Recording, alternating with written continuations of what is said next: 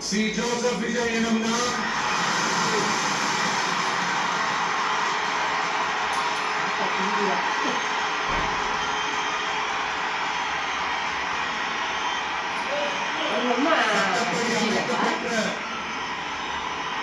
இந்திய அரசியல் அமைப்பின்பால் உண்மையான நம்பிக்கையும் மாறா பற்றும் கொண்டிருப்பேன் என்றும் இந்திய நாட்டின் ஒப்பில்லாத